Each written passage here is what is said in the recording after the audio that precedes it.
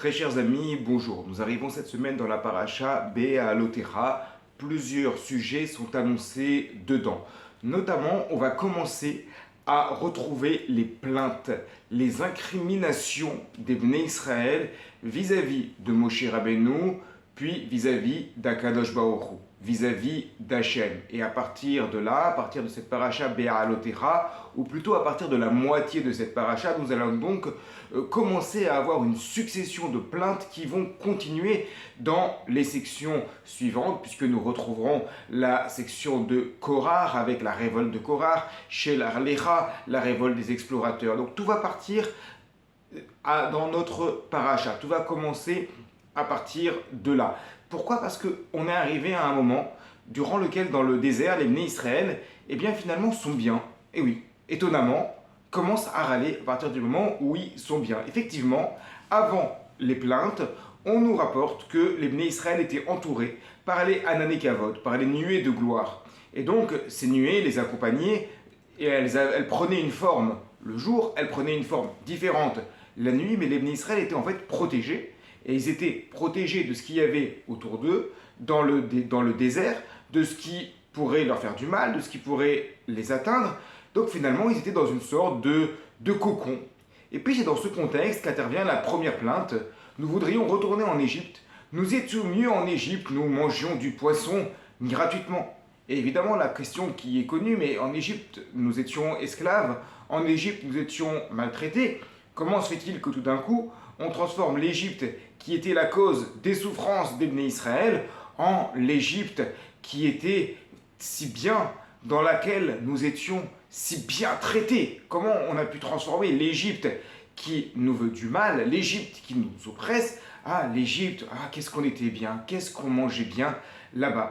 Et puis, juste après, la critique va porter sur la manne. La manne, c'est ce pain qui descendait du ciel, qui n'est pas du pain, mais qui était en fait une nourriture miraculeuse qui permettait de nourrir les Bnei Israël.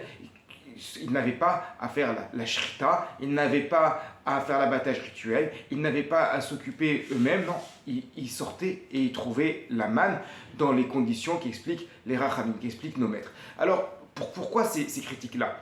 On peut dire, d'après l'opinion de nos maîtres, qui nous dit c'est quoi le daga, le poisson. Une des opinions, c'est qu'en fait, il s'agit d'une critique déguisée par rapport au fait qu'il y a eu des prohibitions sexuelles. Et oui, parce qu'on parle de s'accroître comme des poissons. Donc il y a une allusion ici au fait qu'il y a eu des relations interdites. Et là, en fait, ils râlent. Ils disent à Moshe Rabbeinu, mais avant, on avait beaucoup plus de permissions dans les unions. Et maintenant, voilà que les unions sont retrécies, sont interdites. Donc ça leur fait pas plaisir.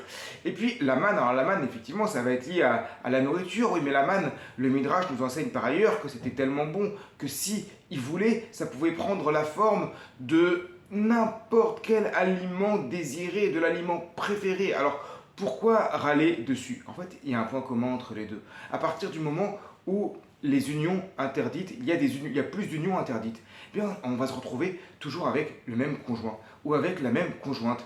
Et alors là, c'est le gros problème de notre génération. C'est l'habitude. C'est toujours la même chose. Je veux changer. Oui, mais t'es bien ou t'es pas bien? Je suis bien. C'est vrai.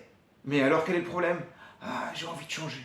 J'ai envie de voir ailleurs. J'ai envie de regarder ce qu'il y a partout ailleurs dans le monde. Et la manne, c'est bon ou c'est pas bon ce que tu manges? Oui, c'est vrai, c'est bon. Le plat que ta femme, elle te fait, il est bon ou il n'est pas bon? Oui, il est bon. Alors pourquoi t'es pas content? Pourquoi tu veux aller manger au restaurant?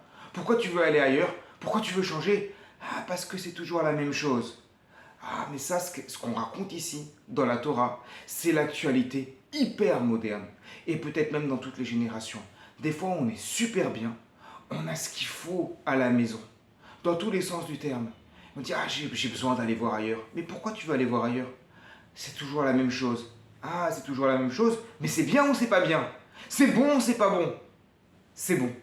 Alors pourquoi tu veux aller voir ailleurs?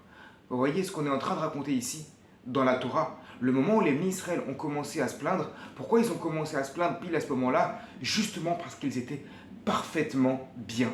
Et là vient le Yetzer Hara de celui qui a tout. Quel est le Yetzer Hara de celui qui a tout? C'est qu'il est tellement bien qu'il se dit finalement, c'est trop bien, je m'ennuie, j'ai besoin d'aller voir ailleurs. Et on a une expression en français par rapport à ça, croire que l'herbe est plus verte ailleurs.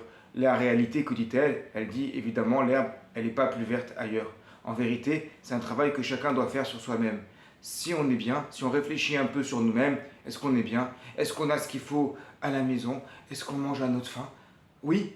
Alors pourquoi tu veux aller voir ailleurs? Sois heureux avec ce que tu as. Soyons heureux avec ce que nous avons. Et alors nous allons nous rendre compte qu'en réalité nous sommes les plus heureux du monde avec la bracha, la bénédiction d'Akadosh Baruch Hu. Shabbat Shalom à toutes et à tous.